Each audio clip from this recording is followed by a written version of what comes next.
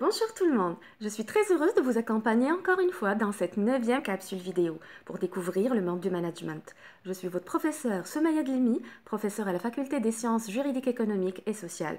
Au nom de mon équipe management et spécialement ma collègue et mon amie Yasmina Benis, nous saluons tous les étudiants déficients visuels qui nous écoutent et qui suivent avec moi ces vidéos-là.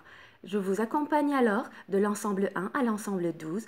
Ce cours est destiné à toute la première année de notre faculté. Bien sûr, s'il y a d'autres filières ou d'autres options, ils seront toujours les bienvenus pour suivre ces vidéos-là. Donc, aujourd'hui, nous sommes dans la 9e vidéo, la 3e partie du chapitre 1. Et je pense que ça sera la dernière vidéo par rapport au chapitre 1, parce qu'il est quand même urgent de passer au rôle du manager et à ses missions. Donc, on y va avec l'école de la contingence. Toute solution à un problème de gestion dépend du contexte. C'est ce que je voudrais que vous puissiez retenir lorsque nous parlons de contingence. Voilà ce qu'il faut retenir. Soulignez bien sûr problème de gestion et soulignez solution. Je vous explique doucement.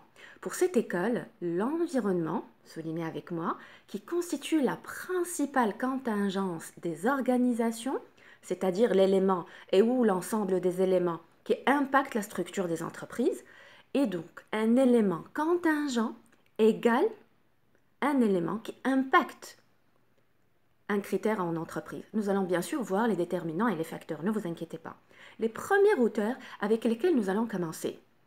La découverte de cette école de la contingence. Lawrence et Lorsch. Ils se sont concentrés sur 3 secteurs. Secteur alimentaire, l'emballage et le secteur de plastique. Ils ont réussi à faire une analyse de conditions de couplage entre les structures organisationnelles et l'environnement du marché. Les conclusions de ces 2 représentants de l'école de contingence sont comme suit. S'il vous plaît, notez avec moi. Plus l'environnement est certain, soulignez certain, plus la structure devrait être formalisée, soulignez formalisée. Donc, qu'est-ce que nous comprenons ensemble? Que la stratégie de focalisation ou de concentration sera le meilleur outil dans ces conditions. Deuxième point. Plus l'environnement est turbulent et incertain, soulignez ces 2 mots s'il vous plaît, plus les organisations devront être diversifiées. Soulignez aussi diversifiées. Ici, on peut jouer sur quoi à votre avis? Sur des stratégies compétitives, telles la stratégie de diversification. Troisième point. Plus les entreprises sont différenciées sur le plan interne, plus elles ont besoin de mécanismes d'intégration. Je veux que vous puissiez souligner différencier, plan interne, mécanisme d'intégration. Pourquoi? Pour coordonner l'action des différents départements. Passons à présent au deuxième auteur, Burns et Stalkers. Vous vous rappelez avec moi des premières vidéos que nous avions vues ensemble de One Best Way? Vous vous rappelez de Taylor? Lorsque nous avions étudié ensemble The One Best Way, eh bien, il y a un point commun. Parce que pour Burns et Stalkers, il n'existe pas The One Best Way. Il n'existe pas un seul type d'organisation idéale. Je vous explique. Parce qu'à chaque environnement correspond une structure adaptée pour eux. Donc, il faut adapter son style de management selon les situations et selon la nature de l'organisation. Pour ces 2 chercheurs, il est impératif de prendre en considération l'incertitude et la complexité de l'environnement. Comme facteur externe, oui, l'environnement, il influence l'entreprise. Donc la structure de l'organisation, elle dépend justement de ces facteurs, selon ces 2 auteurs. Vous diriez, comment mesurer l'incertitude et la complexité du marché? C'est assez difficile.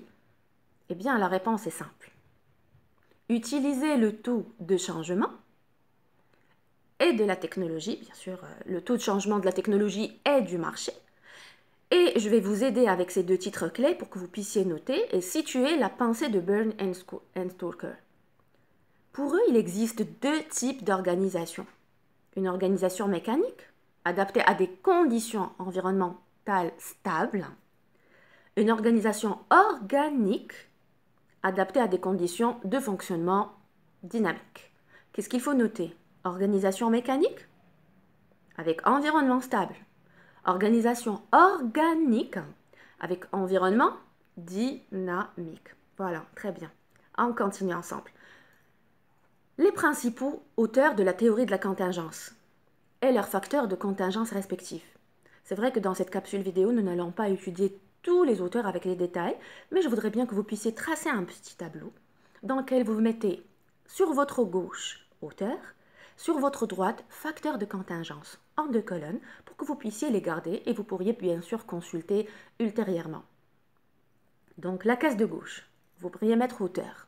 Je commence par le premier auteur, Chandler. Le facteur de contingence sur lequel il s'est basé, c'est la stratégie. Deuxième auteur, Woodward. Facteur de contingence, système de production, petite ou grande série, et technologie. Troisième auteur, Lawrence et Lorsch.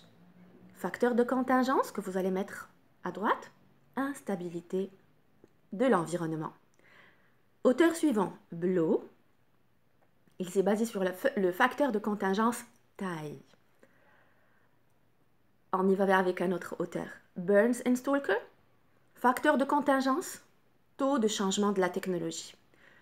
Un dernier auteur, Mintzberg, et le facteur de contingence, l'âge, la taille, le pouvoir, le système technique, l'instabilité de l'environnement. Voilà, c'était une courte capsule. Nous arrivons à la fin de notre chapitre.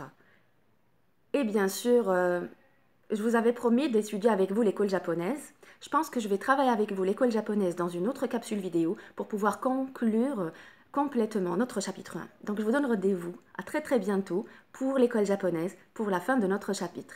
Excellente fin de journée et à très bientôt.